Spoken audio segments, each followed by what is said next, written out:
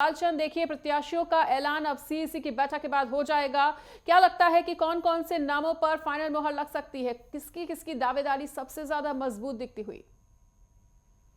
बिल्कुल मनीषा, आपको बता दूं कि कल जिस तरीके से जेपी नड्डा जो बीजेपी के अध्यक्ष हैं उनके यहाँ बैठक हुई थी, उत्तर प्रदेश के मुख्यमंत्री योगी आदित्यनाथ, प्रदेश अध्यक्ष भूपेंद्र चौधरी और संगठन महामंत्री धर्मपाल सिंह के साथ जो अमित शाह थे वो भी बैठक में शामिल हुए थे। और ऐसे में देखने को मिला है कि उत्तर प्रदेश की 10 सीटों पर होने वाले उपचुनाव को लेकर कहीं ना कहीं बीजेपी पूरी तरीके से मंथन करती हुई दिखाई दी। एक एक सीट पर जो है मंथन किया गया है, जहां जातीय समीकरण को साधने की कोशिश की गई है, तो वहीं जो इसमें ज्वलंत मुद्दे हैं उन पर भी चर्चा की गई है। और यह भी बताया जा रहा है कि जो 9 सीटें हैं उस पर जो है प्रत्याशियों के नाम तय कर लिए हैं, लेकिन जो केंद्रीय चुनाव समिति है उसकी तरफ से फाइनल रिपोर्ट लगना बाकी है, यानी कि नामों की घोषणा होना बाकी है। लेकिन जिस तरीके से जो मीरापुर सीट है जो आरएलडी के खाते में जाएगी, उसको लेकर भी कहीं ना कहीं मंथन किया गया है, क्योंकि 3 सहयोगी दल पार्टियां हैं। निषाद पार्टी जो है बीजेपी के साथ में है, और इसके साथ ही सुभाषपा भी कहीं ना कहीं बीजेपी के साथ में है, और आरएलडी भी बीजेपी के साथ में। ऐसे न कहीं ना कहीं ये देखने को मिला है जो मीरापुर की सीट है वो आरएलडी को देने के लिए बीजेपी ने पूरी तैयारी यहाँ पर कर ली है। और ये माना जा रहा है कि इस बार कहीं ना कहीं जातीय समीकरण के आधार पर और जो ज्वलंत मुद्दे हैं उसके आधार पर कहीं ना कहीं नामों पर चर्चा की जाएगी। और ये चर्चा के बाद ये माना जा रहा है कि नए ऐसे चेहरे होंगे जिनको मैदान में बीजेपी उतारेगी, क्योंकि बीजेपी के लिए कहीं ना कहीं ये 10 सीटें जीतना काफी महत्वपूर्ण हो जाता है, क्योंकि जो लोकसभा चुनाव में नतीजे आए थे उसके बाद से बीजेपी इस पर जी तोड़ मेहनत करते हुए दिखाई दे रही है। खुद उत्तर प्रदेश के मुख्यमंत्री योगी आदित्यनाथ ने जो है पूरे चुनाव की कमान संभाले हुए है, अपने प्रभारी मंत्रियों को भी लगाया है, और खुद मुख्यमंत्री यहाँ पर दौरा करते हुए दिखाई दे रहे हैं। जिस तरीके से मिल्कीपुर खुद उत्तर प्रदेश के मुख्यमंत्री योगी आदित्यनाथ हैं, और ऐसे में उस सीट को जीतने के लिए भी बीजेपी कहीं ना कहीं पूरी तरीके से जी तोड़ मेहनत करती हुई दिखाई दे रहे हैं। लेकिन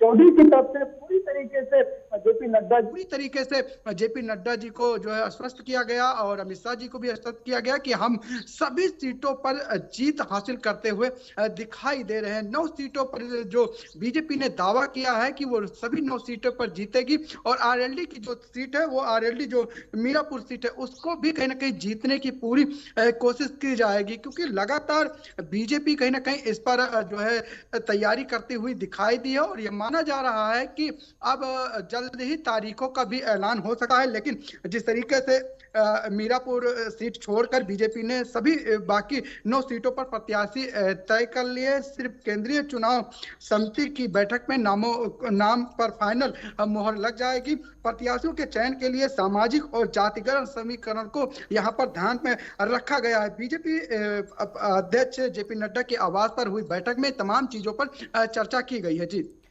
बिल्कुल लालचंद, देखिए अगर सीएम योगी आदित्यनाथ की बात करें तो स्टार प्रचारक उनका जो जादू है वो हरियाणा विधानसभा चुनाव में बखूबी देखने को मिला। क्या लगता है कि सीएम योगी आदित्यनाथ का जलवा, सीएम योगी आदित्यनाथ की जादूगरी क्या उत्तर प्रदेश में भी देखने को मिलेगी? क्योंकि देखिए लोकसभा इलेक्शन में एक करारा झटका लगा है बीजेपी को, और ऐसे में एक साख का सवाल बन चुका है इन 10 सीटों को फतेह करने के लिए।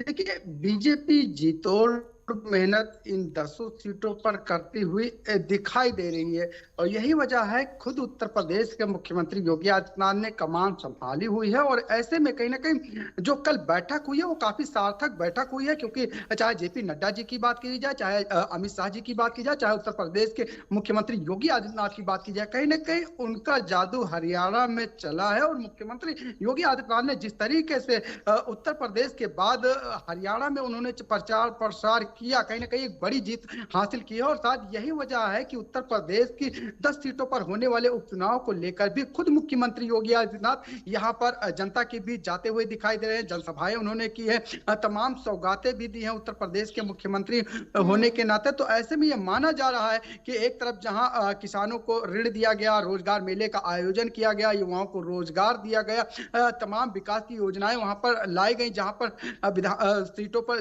जिन 10 सीटों पर चुनाव चुनाव ना, ऐसे में कहीं ना कहीं बीजेपी पूरी तरीके से इन सभी 10 सीटों पर जो है जीत का परचम लहराने के लिए जीतोड़ मेहनत करते हुए दिखाई दे रही है। यही वजह है कि कल बैठक में भी कहीं ना कहीं मुख्यमंत्री ने पूरी तरीके से जेपी नड्डा जी को, अमित शाह जी को जो है आश्वस्त करते हुए दिखाई दिए कि वो 10 सीटों पर कहीं ना कहीं जीत हासिल करेंगे। और यही वजह है कि चाहे जातीय समीकरण हो, चाहे वो समय के ताजे मुद्दे हो, कहा जा सकता है जो विकास सरकार की तरफ से किया जा रहा है, उन मुद्दों को लेकर जनता के बीच बीजेपी यहाँ पर जाती हुई दिखाई दे रही है। और यही वजह है इन सभी मुद्दों को लेकर बीजेपी कहीं ना कहीं 10 सीटों पर पूरी तरीके से प्रचार प्रसार कर रही है। जी ठीक है लालचंद, तो तमाम जानकारी को साझा करने के लिए आपका बहुत बहुत शुक्रिया।